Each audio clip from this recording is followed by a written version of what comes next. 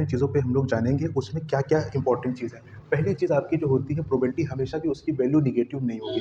तो की बात करें तो जो है वो कम नहीं होगा और क्या होगा, 1 से जो है हमारा ज़्यादा नहीं होगा। जैसे 1/2 ये मेरा करेक्ट है, 0.2 है वो भी मेरा करेक्ट है, पॉइंट माइनस का है ये गलत हो जाएगा, ठीक है? और अगर सपोज़ करिए अगर मेरी वैल्यू +5 है तो भी ये क्या हो जाएगा, गलत हो जाएगा। प्रोबेबिलिटी ऑफ इवेंट में हमेशा जो होता है 0 से कम ना हो और 1 से ज़्यादा ना हो, इसी के बीच में हमारी वैल्यूज़ रहेगी। अगला ये probability of event is equal to, अगर 0 है तो इसे कहते हैं इम्पॉसिबल इवेंट। ई का फुल फॉर्म है इवेंट, मैंने शॉर्ट फॉर्म में लिखा है, और असंभव घटना हिंदी वाले समझ लीजिए। पीई इज़ इक्वल टू, अगर 1 है तो उसे कहेंगे हम लोग श्योर इवेंट। श्योर इवेंट को हिंदी में कहते हैं वास्तविक घटना। समझ में आ रहा है? अगला देखिए, P E plus P E bar is equal to 1। इसका मतलब क्या है? इसका मतलब ये है कि प्रोबेबिलिटी ऑफ होने की संभावना और नहीं होने की संभावना की वैल्यू जो होती है वो हमेशा 1 होती है। इसका क्वेश्चंस आपके एग्जाम में आ सकता है। कैसे? और शाम है, राम के मैच के जीतने की चांसेस कितनी है? 0.5% है। तो होने की संभावना क्या है? वो 5 है। और कह रहा है तो नहीं, शाम की नहीं होने की संभावना को याद कीजिए। तो प्रोबेबिलिटी ऑफ इवेंट ये वाला जो होगा, नॉट इवेंट वाला, वो यहीं रहेगा,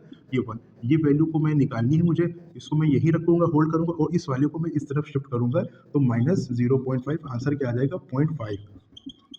ठीक है दोस्तों, समझ में आया कि नहीं आया? ये चीज़ें इंपॉर्टेंट बहुत ज़रूरी है, आप लोगों को समझना पड़ेगा। अब